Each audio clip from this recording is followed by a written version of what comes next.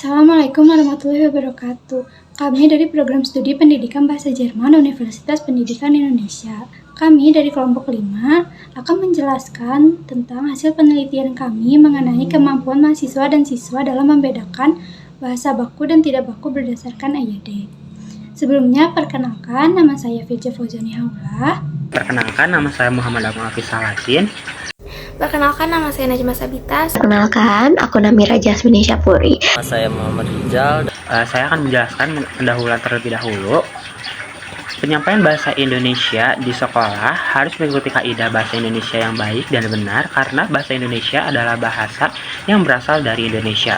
Ramadan Ningsih 2022. Sejak masih sekolah dasar, kita memang diajarkan oleh para guru jika bahasa Indonesia harus menggunakan pola umum yang terdiri dari SPOK, yaitu subjek, predikat, objek, dan keterangan. Ruhamah Adnan Hajidin 2018. Dalam kehidupan ini, semua segmen masyarakat perlu menggunakan bahasa Indonesia untuk berkomunikasi dengan individu dari berbagai daerah atau latar belakang etnis yang berbeda, seperti di sekolah, kampus, tempat kerja, dan tempat lainnya. Juga selain faktor sekolah, kurangnya kemampuan siswa dalam menggunakan bahasa baku yang benar adalah faktor lingkungan. Itu dikarenakan pada situasi zaman sekarang mayoritas penduduk Indonesia, terutama para siswa SMP dan SMA, lebih menyukai bahasa yang gaul, dikarenakan bahasa gaul itu terasa keren dan tidak kaku pada teman sebayanya. Untuk menggunakan bahasa baku baik dalam konteks formal maupun informal, sesuai dengan keadaan seperti disampaikan oleh Nur Salim et al. 2007. Akan tetapi di zaman sekarang, banyak sekali orang Indonesia yang tidak bisa menulis karya tulis ilmiah dengan benar. Oleh karena itu, penting untuk belajar dan memahami istilah kata yang baku. Dengan demikian, harapan kami, tulisan ini diharapkan dapat meningkatkan pemahaman pembaca mengenai penggunaan bahasa baku yang tepat sesuai dengan konteks kebahasaan jika para mahasiswa dan siswa bisa membedakan bahasa baku yang baik dan bisa membedakannya. Maka dari itu, mahasiswa dan siswa bisa menggunakannya dalam interaksi sehari-hari. Nah, selanjutnya ada metode penelitian. Di sini kami menggunakan metode kuantitatif, di mana kami membuat kuesioner melalui Gform dan memasukkan 20 pertanyaan. Hasil dari data yang kami dapatkan ada sekitar 102 responden, di mana 90 mahasiswa dan 12 siswa. Kuesioner ini kami sebarluaskan pada hari Jumat 3 November 2023 sampai dengan Senin 6 November 2023. Kuesioner yang kami buat ini berhubungan dengan seberapa banyak mahasiswa dan siswa mengenal dan mengetahui tentang bahasa Indonesia yang baku dan tidak baku berdasarkan EYD, dan juga mengukur kemampuan yang dimiliki oleh mahasiswa dan siswa zaman sekarang seputar bahasa Indonesia yang baku. Berikut ini adalah sampel yang kami buat. Dokumen ini merupakan hasil observasi yang didapatkan melalui sebuah kuesioner melalui Google Form dalam bentuk beberapa pertanyaan. Hasil yang terkumpul ini bertujuan untuk mengetahui sebuah informasi yang dibutuhkan penelitian ini. Dan penelitian ini menargetkan mahasiswa serta siswa sebagai responden, serta hasil data yang telah didapatkan ini melibatkan 102 responden. Pada tabel ini, kami memperoleh mahasiswa menganggap bahwa bahasa baku itu penting dan memiliki pemahaman yang baik tentang bahasa baku. Mahasiswa juga mampu membedakan antara bahasa baku dan tidak baku, bahkan terkadang menggunakannya dalam kehidupan sehari-hari. Mayoritas mahasiswa memiliki kesadaran akan pentingnya bahasa baku dan telah berusaha meningkatkan pemahaman mereka. Mereka juga bersedia mengajarkan kepada orang lain jika sudah mahir. Ini menggambarkan kesadaran positif terkait bahasa baku di kalangan mahasiswa. Lalu pada tabel selanjutnya, sebagian mahasiswa menggunakan campuran bahasa yang menyebabkan penggunaan bahasa baku berkurang. Salah satu alasan utama penggunaan bahasa baku jarang digunakan di kehidupan sehari-hari itu karena beberapa orang berpikir akan terdengar kuno dan kaku. Keahlian yang perlu dimiliki setiap oleh individu di era ini adalah kemampuan berkomunikasi yang baik.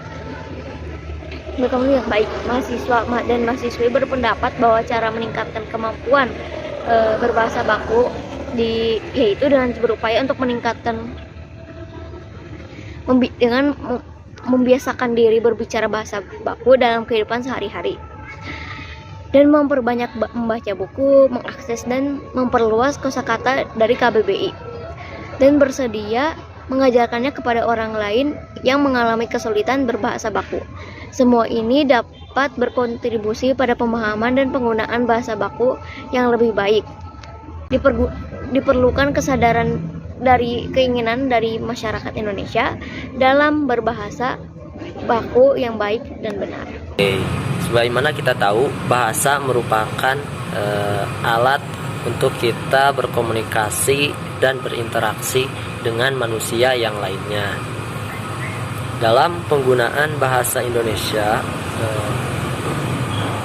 kita itu sudah mencerminkan sikap nasionalis, karena bahasa Indonesia merupakan satu-satunya bahasa yang menjadi pemersatu bangsa. Di antara banyaknya bahasa yang ada di Indonesia, bahasa Indonesia lah yang menjadi bahasa pemersatu bangsa.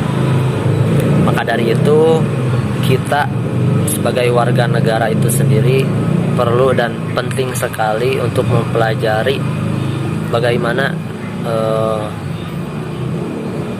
menggunakan bahasa yang baik dan benar. Oke. Pada penelitian kami berfokus kepada kemampuan dan pendapat mahasiswa dan siswa terkait bahasa baku. Nah, kebanyakan responden berpendapat bahwasanya penggunaan bahasa baku itu penting. Namun kebanyakan realitanya gitu kan, kebanyakan bahasa yang digunakan itu bahasa gaul atau bahasa daerah yang dimiliki oleh masing-masing orang. Maka ada juga faktor dari penerimaan budaya asing juga menjadi sinyal bahaya, karena itu bisa merusak dan bahkan merubah tatanan bahasa resmi kita, yaitu bahasa Indonesia. Maka tidak heran juga banyak masyarakat yang belum tahu secara sempurna terkait penggunaan bahasa baku dan bahasa tidak baku. Namun di sisi lain, para mahasiswa dan siswa memiliki keahlian yang baik dalam membedakan antara bahasa baku dan bahasa tidak baku. Namun mahasiswa dan siswa itu sendiri dalam penggunaan sehari-hari itu dibatasi oleh lingkungan sekitar. Mereka lebih cenderung menggunakan bahasa daerah, bahasa gaul, dan mungkin bahasa asing. Saya akan menjelaskan kesimpulan dari karya tulis kita. Pembahasan ini mengenai pentingnya penggunaan bahasa Indonesia baku sehari-hari dan mengidentifikasi tantangan utamanya. Yang pertama ada lingkungan sosial dan budaya. Lingkungan sosial dan budaya memainkan peran kunci di mana banyak orang merasa jarang mendengar bahasa baku di sekitar mereka.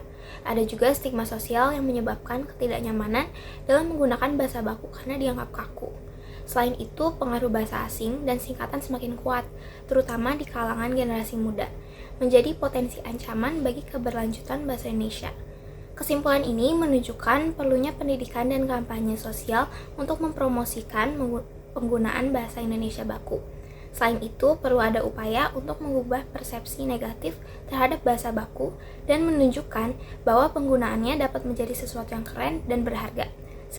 Sekian penjelasan yang bisa kami sampaikan mengenai hasil penelitian kami. Mohon maaf bila ada kesalahan kata.